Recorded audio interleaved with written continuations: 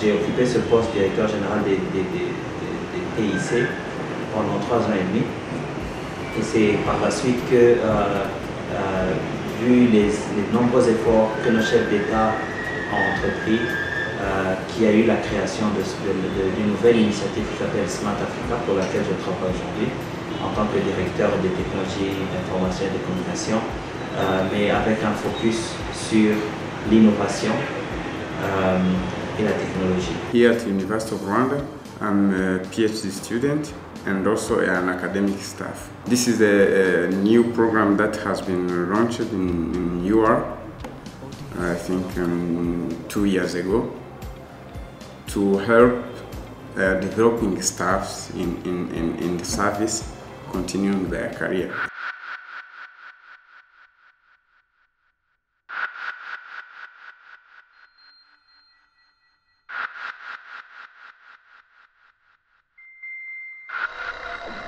Rapidement, après le génocide, en fait, dans le début de l'année 1996, la CUD a cherché à avoir des informations sur la situation de l'Université nationale du Rwanda. Et là, on a fait une mission avec le professeur Aumont à l'époque, une mission pour voir quelle était la situation de cette université. Bien sûr que 1 an et demi après le génocide, on a retrouvé cette université sans beaucoup de corps académiques. Il y avait à peine, il restait 15-20 professeurs. Et donc, c'est une université qui était à reconstruire. Alors moi, je travaille dans le monde de la coopération universitaire. On est interpellé par le ministre Réginald Maurice qui nous demande de devenir vraiment acteur de la coopération universitaire. Il y a une réforme qui est en préparation. Une des conditions que le ministre pose, c'est de concentrer le travail de coopération universitaire et il nous demande de choisir à l'époque un certain nombre d'institutions avec lesquelles on doit être en mesure de monter des partenariats privilégiés. Forcément, les universités belges se positionnent par rapport à l'Afrique centrale et bien évidemment se retournent vers le Rwanda qui est en reconstruction et se propose d'entamer un programme de partenariat avec cette institution.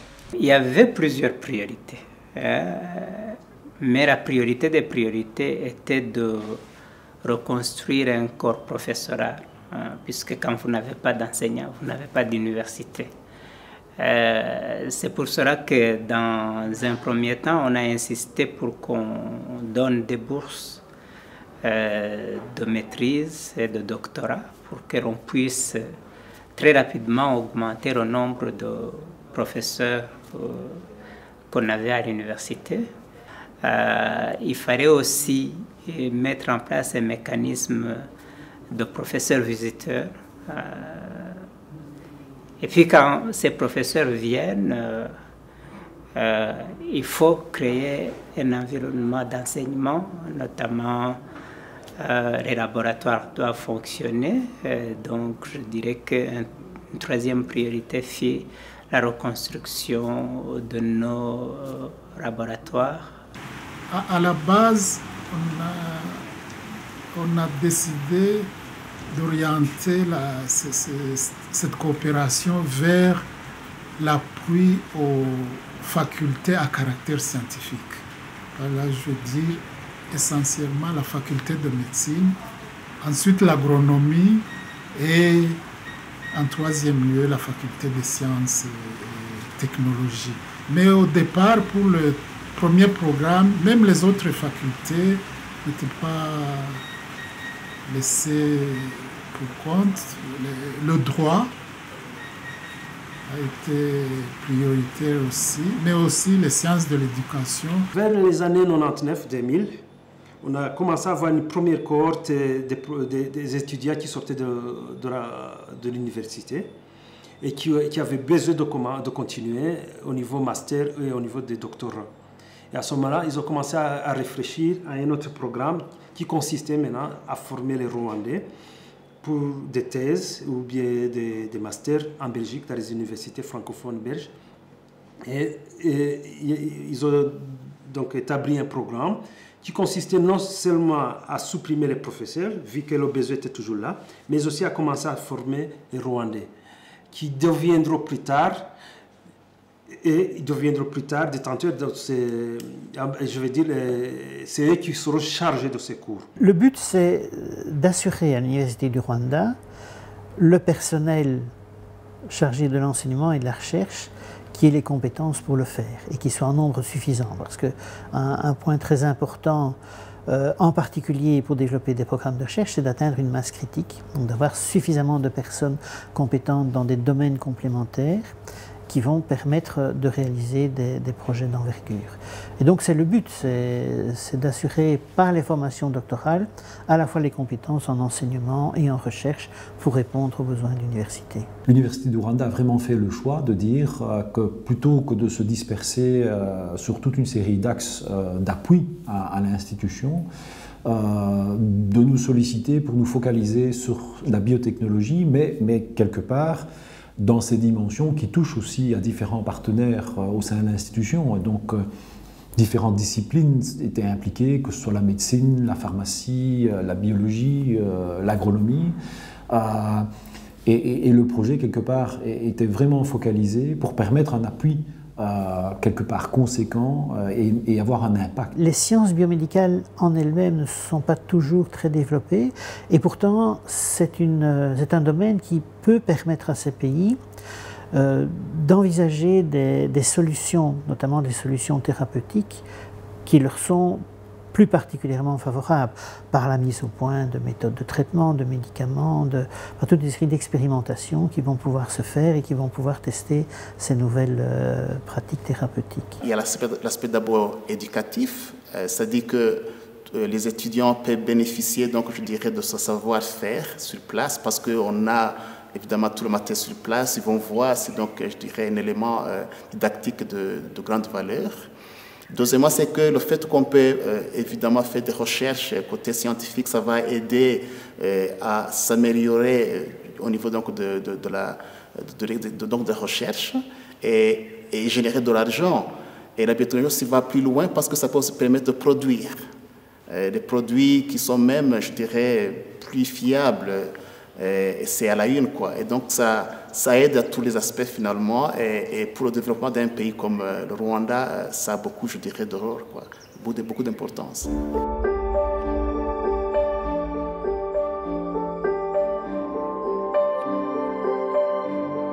Moi, je dirais, quand je vois le fruit de cette coopération, que c'est la base, c'est le fondement de l'université, même actuelle.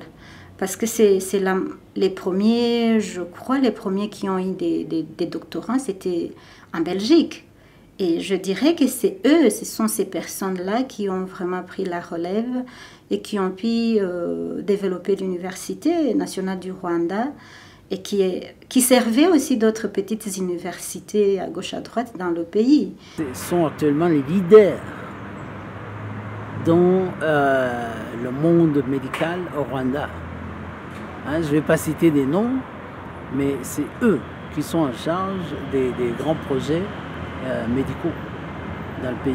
Le fait qu'actuellement, ils aient été capables de former localement d'autres disciplines sur le terrain, c'est parce qu'on a pu bénéficier de ces formations et augmenter le nombre d'enseignants. C'est toujours très difficile de mesurer l'impact. Forcément, une des 3 missions d'une université, c'est d'avoir une mission dirigée vers la population, vers le pays. Mais c'est difficile d'évaluer le poids. Bien sûr que les facultés comme la médecine, ça va presque de soi. Si vous formez de bons médecins spécialistes également, en agronomie aussi, forcément, l'agronomie, c'est d'abord tourné vers le pays, puisque c'est un pays quasi à 90% agricole. Donc beaucoup de ce qu'on a fait était... Mais c'était aussi le choix des autorités rwandaises, j'insiste là-dessus, qui avaient quand même déjà une vision que l'université devait servir la population. Un pays comme le Rwanda est impressionnant à ce titre-là, parce que si on regarde la manière dont le pays a changé, c'est un pays qui évolue finalement très vite. Et le système universitaire évolue aussi. Et quelque part, je pense, est relativement bien en phase avec l'évolution du pays en général. On voit qu'il y a eu énormément d'investissements, on voit qu'il y a des changements, qu'il y a une coordination de ce qui est réalisé, avec aussi des objectifs très ambitieux. Pour construire une maison, il faut de tout. Il faut des murs, il faut des fenêtres, il faut un toit. Et puis je ne pense pas qu'il y ait une partie qui soit moins utile que l'autre.